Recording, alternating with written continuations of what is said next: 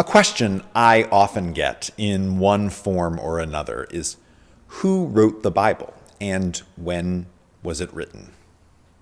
I'll usually respond with a bit of a laugh and say something like, well, the text of the Bible was written over the course of at least 1,000 years, maybe more. There are little sections of the Bible that may be among the oldest writings that have ever survived. Many of the stories which comprise the Bible were probably told aloud from one generation to the next until someone eventually wrote them down. But one aspect of the Bible's creation that we probably never even think about is who edited the Bible. Some of the books of the Bible are obviously the work of one author. Paul's letter to the Romans, for example, or the Gospel of Matthew, or the book of the prophet Jonah. But other books in the Bible are very clearly the work of multiple authors, authors which may have written their various sections hundreds of years apart from each other. How did their various writings get compiled then into one biblical book? Well, it was the work of an editor, oftentimes referred to in biblical studies parlance as the redactor, or more simply, R. Perhaps the easiest place to see the hand of an editor is in the story of Noah and the flood. There's a theory called the documentary hypothesis, which is held by almost all Old Testament scholars these days. It states that the first 5 books of the Bible were written by 4 main authors, or sets of authors. There's the Yahwist, or J, who most often refers to God as Yahweh, even before God gives Moses his name at the burning bush. There's the Elohist, or E, who most often refers to God as Elohim until God gives Moses his proper name at the burning bush. There's the priestly author, or P, who is very concerned with order, ritual purity, and the sacrificial role of the priests. And there's the Deuteronomist, D, who mostly wrote the book of Deuteronomy and the books which immediately follow it. The flood story, as we have it in Genesis 6, 7, 8, and 9, appears to be the work of both J and P. There's a really helpful resource called The Bible with Sources Revealed by Richard Elliott Friedman, which presents the text of the first 5 books of the Bible and which uses different font styles and colors to denote the various authors. Here you can see the thin green font as the Yahwist, J, and the bold blue font as the priestly author, P. Now here's a fun question. How many of each animal did Noah bring onto the ark? 2, right? The animals came on 2 by 2. Everyone knows that. Your 5-year-old nephew knows that. And there it is in blue bold. But wait a minute. Here in the green font, some of the animals are brought on in 7 pairs. Huh?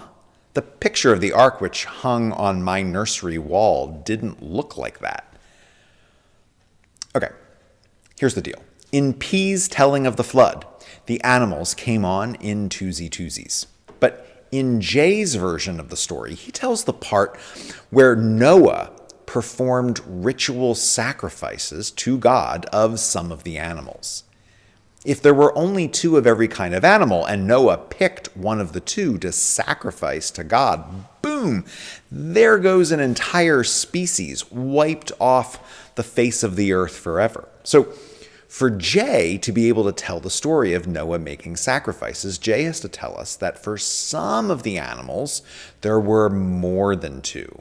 Thus, those animals came on in 7 pairs.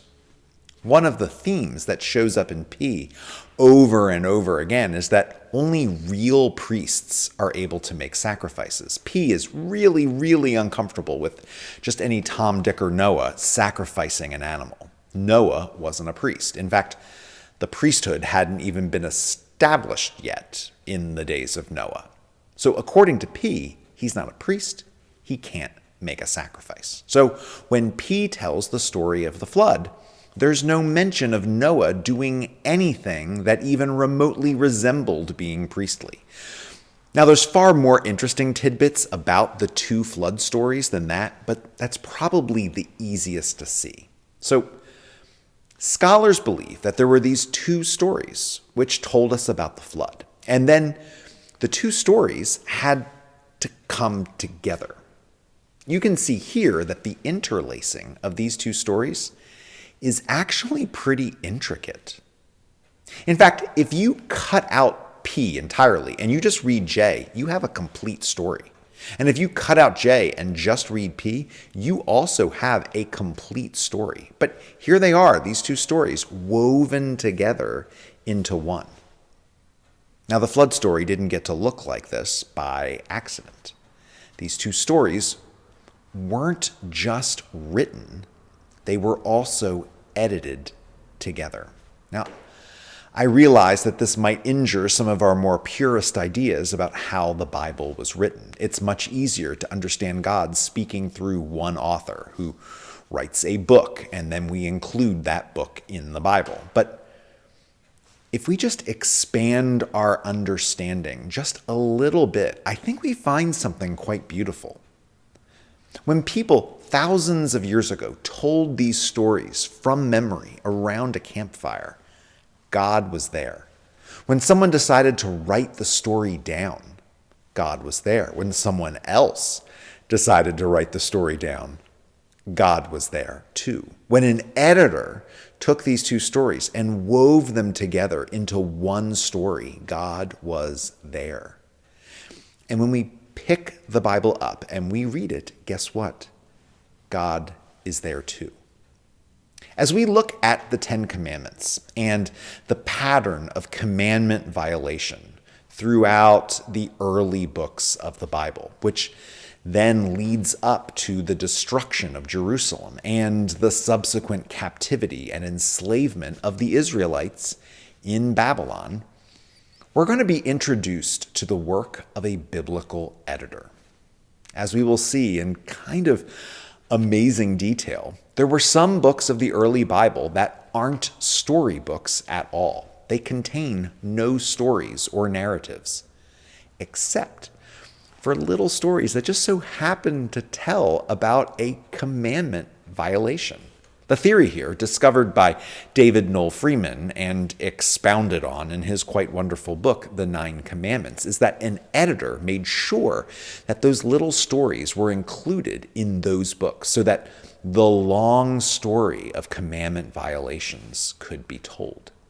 And believe it or not, we think we even know the name of this particular editor who worked on the commandment violations.